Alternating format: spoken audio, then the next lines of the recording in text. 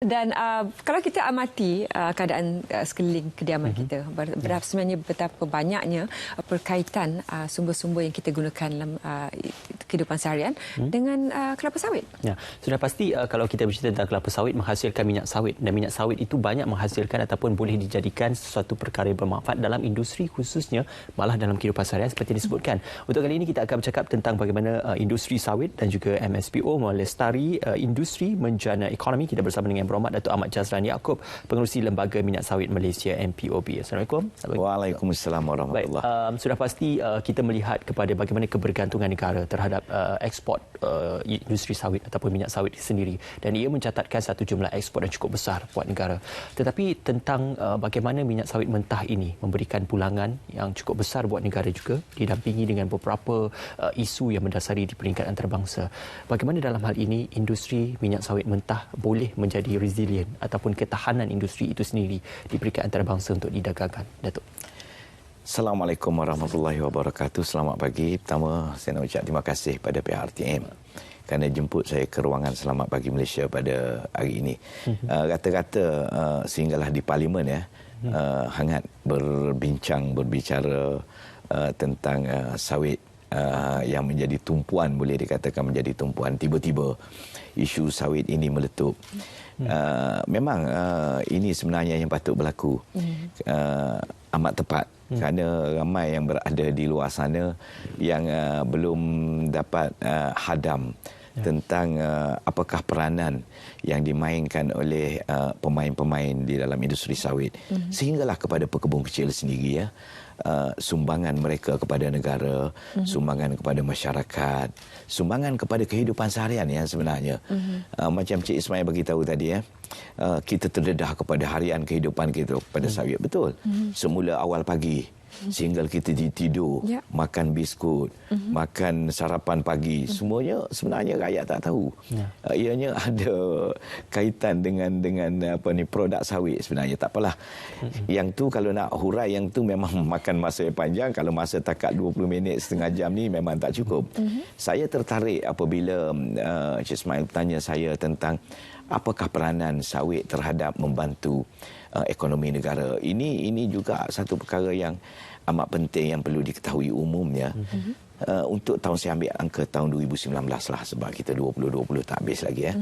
Ekspor sawit negara berjumlah 67.55 bilion. Angka ini besar.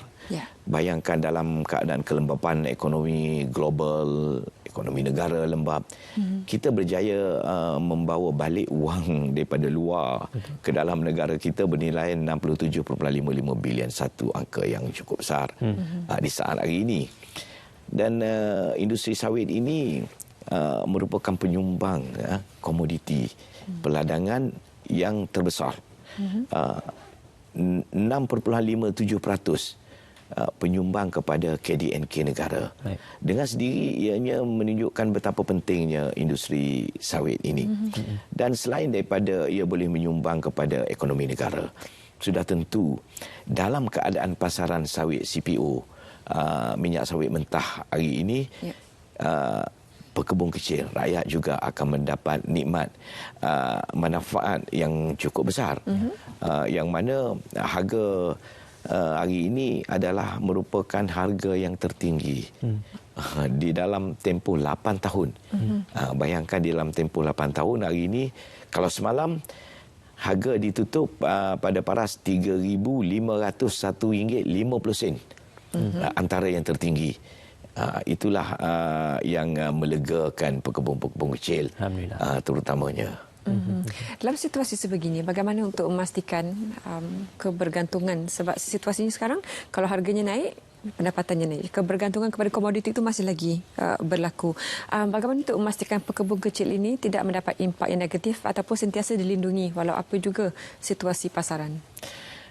Sebenarnya bergantung pada diri sendiri. Sebab itulah saya nak tekankan di sini sikap kesedaran di kalangan pekebun-pekebun kecil. Ini kalau di sektor pelandangan kita tak berapa risau. Kerana ini adalah merupakan core business mereka. Tetapi pekebun kecil ini kita ada sedikit kebimbangan. Untuk makluman 60% adalah pekebun kecil bukan sepenuh masa. Tak tahulah, mungkin di bangunan RTM ini sendiri ada yang ada Cik Zaleh Haji Ismail sendiri bangkali ada kebun sawit kot. Inilah yang dimaksud kebun kecil bukan sepenuh masa. Kita bekerja di sini. Kebun tapi kita di kampung. Yang mengusahakan mungkin saudara mara kita, mungkin orang kampung sekitar yang kita upah untuk bekerja di ladang. So yang penting di sini ialah kecanaan kita terhadap kebun kita. Ini amat penting. Kadang-kadang sikap kepedulian kita, kecanaan kita kepada kebun kita sendiri.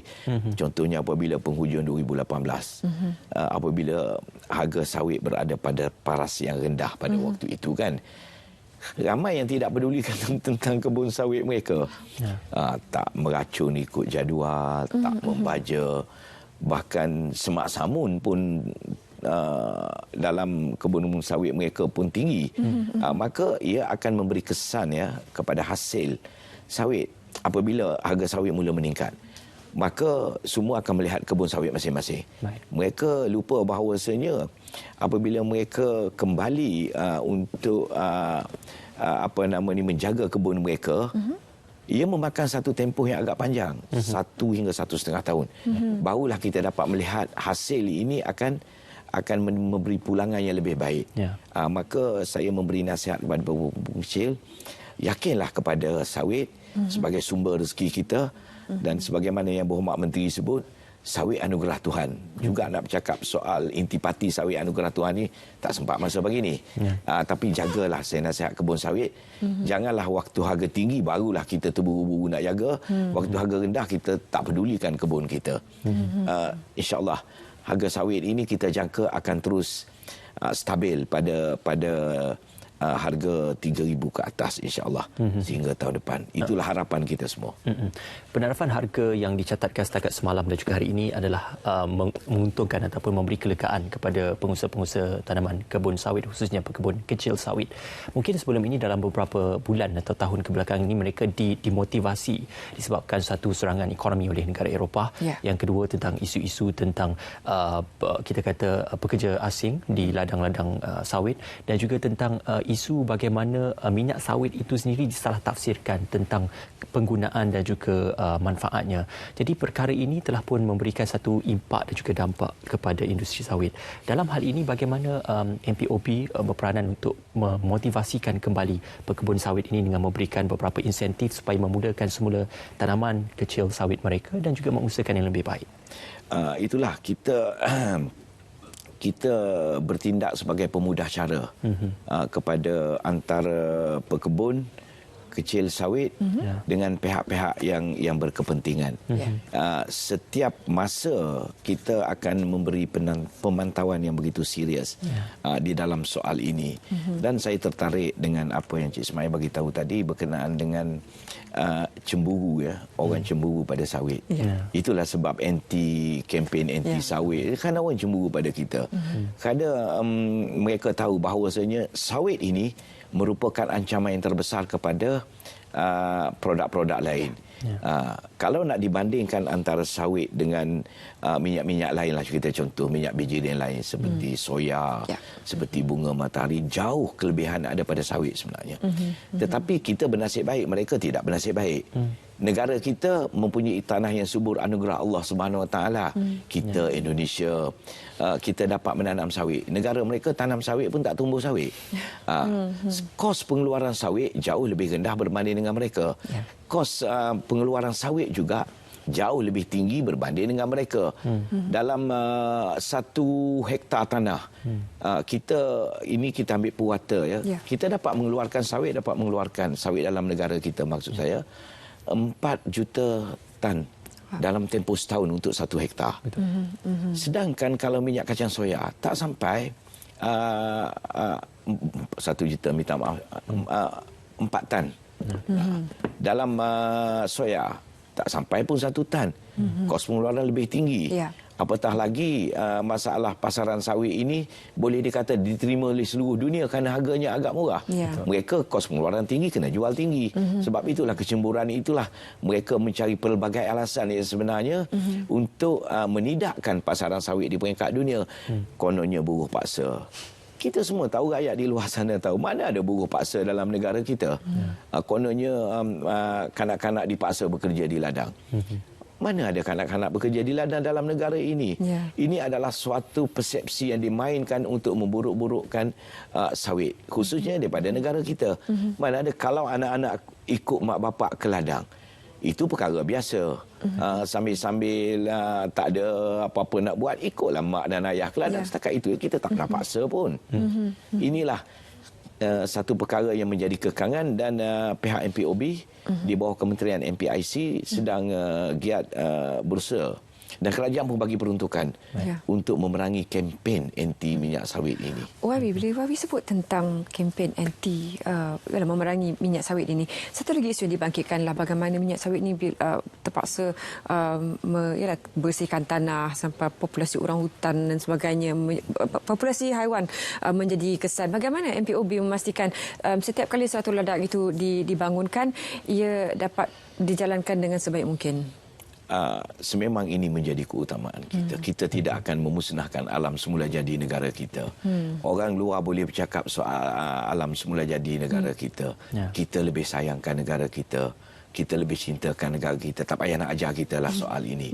Kita tahu kepentingan sawit ini untuk negara, untuk rakyat.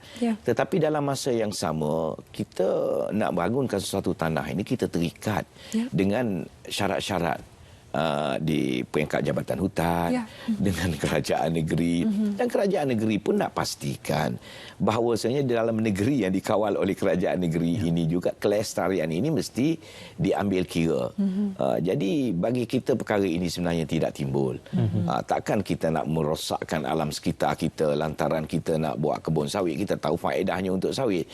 Tetapi dalam masa yang sama kita mengikuti SOP-SOP yang telah ditetapkan. Bermula daripada pembukaan tanah kawasan rancangan dulu pun memang kita mengambil kira semua ini, dan MPOB juga di bawah Kementerian MPIC juga akan sentiasa melihat perkara ini sebagai keutamaan kita yang perlu diambil tanggungjawab bersama. Itu yang penting. InsyaAllah. Dalam kita membina semula keyakinan terhadap industri sawit, khususnya kepada produk minyak sawit, dan juga untuk memastikan agar produk itu berada pada tahap yang optimum, pensijilan minyak sawit juga turut dilakukan di bawah MSPO. Jadi ini satu perkara yang baik, kerana dengan pensijilan itu akan memungkinkan untuk penambahan kualiti dan juga penarafan kepada kualiti yang boleh dipasarkan supaya diyakini oleh pengguna-pengguna ataupun konsumer di peringkat antarabangsa. Apakah yang boleh digagaskan di bawah MSPO yang dibangunkan itu? Sebelum saya sebut tentang MSPO, saya tak tahulah masa cukup tak cukup. Tapi bercakap soal keyakinan tentang sawit ini, ini wajib saya kena sentuh. Rakyat dalam negara kita juga perlu yakin pada produk-produk sawit kita. Kita tahu kegunaan domestik hanya 20%. Selebihnya 80% lagi kita import, kita ekspor. Kita nak tingkatkan penggunaan domestik ini. Ini amat penting. Kalau rakyat dalam negara kita sendiri tidak yakin tentang produk-produk sawit ini, maka macam mana kita nak yakinkan negara luar? Maka saya menyuruh semua sekali, Cik Ismail, Cik Zaliha pun sendiri kena ingat pakai produk-produk sawit. Kalau kaum ibu wanita bermula daripada seawal pagi keluar rumah tu, make up tu sebenarnya itu adalah banyak terkandung produk-produk sawit. Berkenaan dengan MSPO ini, ia perkara yang amat penting. Perkara ini bukan sahaja untuk kegunaan keyakinan kita di peringkat dalaman, tetapi di peringkat antarabangsa. Mereka nak lihat bahawasanya kita berupaya mensijilkan industri sawit, pengusaha-pengusaha sawit ini setinggi mungkin. Dan kita tahu setakat hari ini kita hanya berjaya untuk berkebun kecil persendirian, kita berjaya mencapai tahap 31%, dan kita berusaha amat gigih ke arah ini. Kalau nak kira tempoh masa tak panjang dah ada untuk kita memastikan pekebun-pekebun kecil kita ini dapat kita sijilkan. Tetapi kita faham pandemik COVID-19 ini juga kekangan.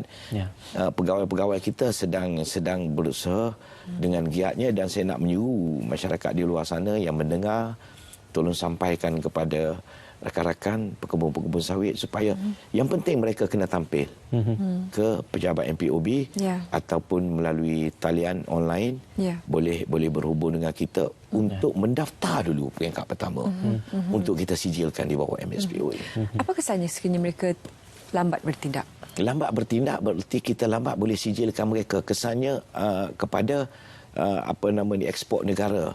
Kerana negara luar nak lihat kita sijilkan minyak sawit kita ini, nak memastikan bahawasanya daripada segi keselamatan, daripada segi keselamatan kepenggunaan terhadap produk-produk sawit, contohnya biarlah menggunakan amalan pertanian baik,